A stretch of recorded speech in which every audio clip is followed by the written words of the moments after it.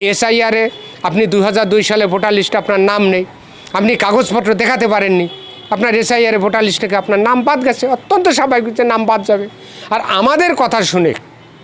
আমাদের কথা শুনে যদি 1 বছর আগে যদি সিএতে আবেদন করতেন তাহলে নাগরিকত্বের সার্টিফিকেট পেয়ে যেতেন। বাংলা থেকে যারা ছিন্নমূল হয়ে এসছে, মানে বলতে খুব কষ্টও হয়, দুঃখও হয়, অথচ না বলেও পারি না যে সেই শ্রেণীর মানুষ দেখবেন যে তার প্রিয়জনের সঙ্গে যদি দেখা হয় অথবা ওপার বাংলায় তার আত্মীয় স্বজন কারোর সঙ্গে যদি দেখা হয় গর্ব করে গল্প করে।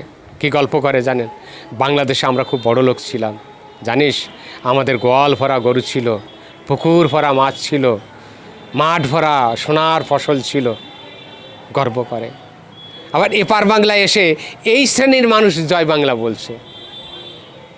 একবার তারা ভাবে না যে গোয়াল ভরা গরু, পুকুর ভরা মাছ আর ক্ষেত ভরা সোনার ফসল এটা ছেড়ে কেন আমাদের আসতে হলো? কেন আসতে হলো? আমরা এসেছি ধর্মীয় উৎপীড়নের ফলে। ওপার বাংলার যেসব জিহাদিরা রয়েছে সেই জিহাদিরা এখনও স্লোগান তুলছে, একটা হিন্দু ধর, হিন্দু ধরে জবাই কর। পাড়ায় পাড়ায় যেখানে হিন্দুরা বসবাস করে সেখানে আতঙ্ক সৃষ্টি করছে।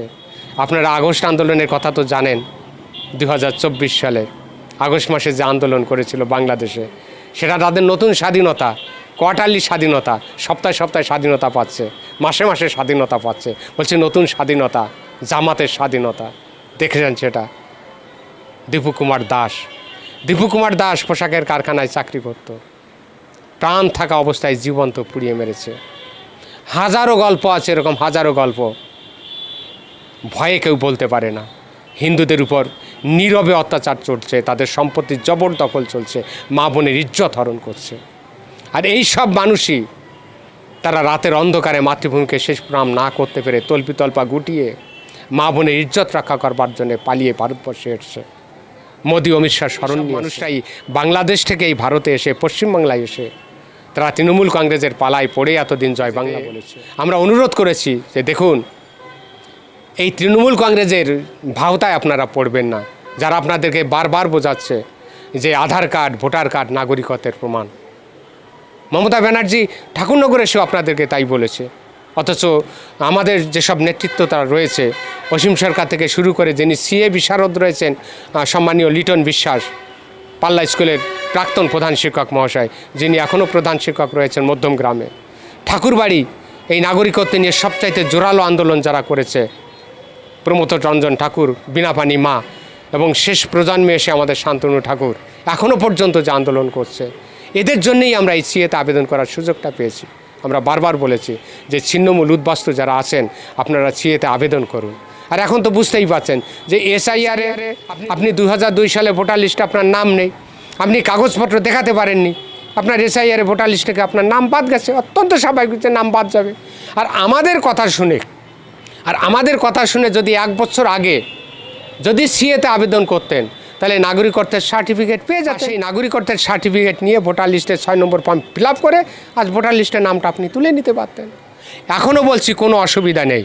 যারা আবেদন করেননি তৃণমূল কংগ্রেসের কথা শুনে এখনও সময় রয়েছে। আবার বলছি, সিএতে আবেদন করুন, সিএতে আবেদন করে নাগরিকত্ব নিন এবং সম্মানের সঙ্গে এই ভারতবর্ষে বসবাস করুন। আর এই ভারতবর্ষকে দেশমাতা বলে বরণ করে। দর্শক মণ্ডলী, আপনারা ইতিমধ্যেই জেনে গেছেন যে আমার জাগো বিজেপি বেঙ্গল এবং তার সঙ্গে কৃষ্ণ বিশ্বাস নামে যে দুটি চ্যানেল রয়েছে, দুটি চ্যানেলে সিএ নিয়ে আমি একটা ভিডিও করেছিলাম, দুটো ভিডিও করেছিলাম। আর দুটো ভিডিওই কিন্তু ভাইরাল। এই দুটো ভিডিওতেই অনেক কৌতূহলী আমাকে প্রশ্ন করেছেন যে দাদা আমরা কিভাবে সিএতে আবেদন করব। অনেকে প্রশ্ন করেছেন যে আমি 2014 সালের আগে এসেছি, কিন্তু আমি বাংলাদেশের কোনো ডকুমেন্টস দেখাতে পারবো না। আবার অনেকে প্রশ্ন করেছেন দাদা আমরা যদি এখন বাংলাদেশ থেকে ভারতে যাই আমরা কি আবেদন করতে পারবো? তো এইসব প্রশ্নের একটা উত্তর দেওয়ার জন্যই মূলত এই ভিডিওটি করা। এইসব প্রশ্নের উত্তর দেওয়াই কিন্তু আমার এই ভিডিওটার মূল উদ্দেশ্য। এইসব প্রশ্নের উত্তর করাই কিন্তু আজকের এই ভিডিওটির মূল উদ্দেশ্য।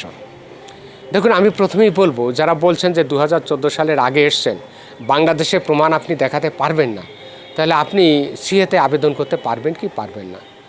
আমি প্রথমেই বলবো যে দেখুন, যারা ওপার বাংলার ছিন্নমূল এবং উদ্বাস্তু তারা প্রত্যেকেই প্রায় তাদের অধিকাংশই প্রায় আপনারা কিছু না কিছু আসলে একটু চালাকি করবার চেষ্টা করেন। আপনি এসছেন, আপনার আত্মীয় স্বজন বাংলাদেশে আছে, তো সেই আত্মীয় স্বজনকেও যদি ফোন করে জানার চেষ্টা করেন যে আমাকে একটা ফটোকপি পাঠিয়ে দাও। সরকার তো অত্যন্ত সহজ মানে নমনীয় করে দিয়েছে সিএতে আবেদন করবার জন্য, যে বাংলাদেশের একটি ডকুমেন্টসের ফটোকপি চাই। তো কোনো একজন আত্মীয় স্বজনকে ধরে একটা ফটোকপি নিয়ে আসলেই কিন্তু আপনার হয়ে গেল। আর ভারতবর্ষের যে কোনো একটা প্রমাণ আর 3খানা এফিডেভিট, তো এটা দিয়ে আপনাকে আবেদন করতে হবে। নিঃশর্ত বলে কিছু হয় না। অনেকে বলছেন যে দাদা আমরা যদি নিঃশর্ত আবেদন করতে পারতাম ভালো হতো। নিঃশর্ত মানে কি?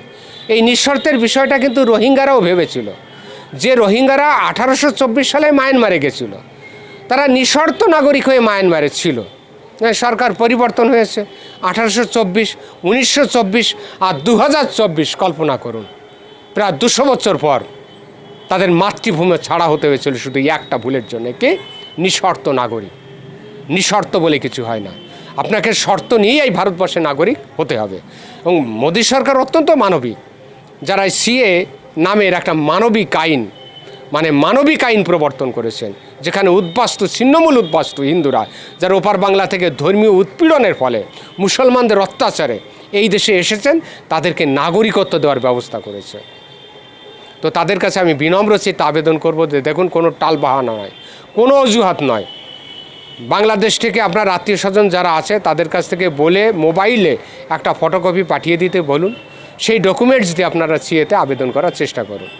আবার অনেকে প্রশ্ন করেছেন যে দাদা আমি তো 2014 সালের পরে এসেছি, আমি কিভাবে আবেদন করব। না, আপনি আবেদন করতে পারবেন। উৎপীড়নের ফলে এসছেন, এদেশে এসে মোদির শরণ নিয়েছেন, আপনি নাগরিকত্বের জন্য ব্যস্ত হয়ে উঠেছেন, আপনি আবেদন করতে গেছেন তথ্য গোপন করে। এটা সত্যি বেআইনি। তো এই বেআইনি কাজ করবার জন্য হয়তো আপনার জেল হবে না যদি আপনি এই চেষ্টা করেন, তবে আপনাকেও আমি উদ্বুদ্ধ করব না যে আপনি এই বেআইনি কাজটি করবেন। 2014 সালে আসার পর মানে 2014 সালের পরে যারা এসেছেন ওপার বাংলা থেকে ছিন্নমূল, আপনারা সিএতে আবেদন করতে পারবেন না। অনেকে বলেছেন যে দাদা আমরা যদি এখন বাংলাদেশ থেকে ভারতে আসি আমরা কি আবেদন করতে পারবো? তাদের উদ্দেশ্যে বলি, যদি ধর্মীয় উৎপীড়ন আপনার ওখানে খুব বেশি হয়, যদি থাকতে না পারেন, যদি ভারতবর্ষে আসতেই হয়, আপনি কোনো অবস্থাতেই দালাল ধরে আসবেন না।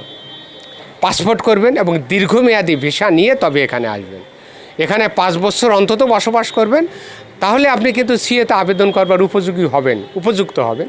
তবে সেক্ষেত্রে আইন কিন্তু এটা বলবে যে এখন আইন 2014 সাল 31শে ডিসেম্বর পর্যন্ত রয়েছে, তবে যতক্ষণ না সেটা বর্ধিত হবে, অর্থাৎ 2024 সালের পরে হয়তো তারপর আরও বাড়বে, এমনটা যতক্ষণ না হবে আপনি সিএতে আবেদন করতে পারবেন না।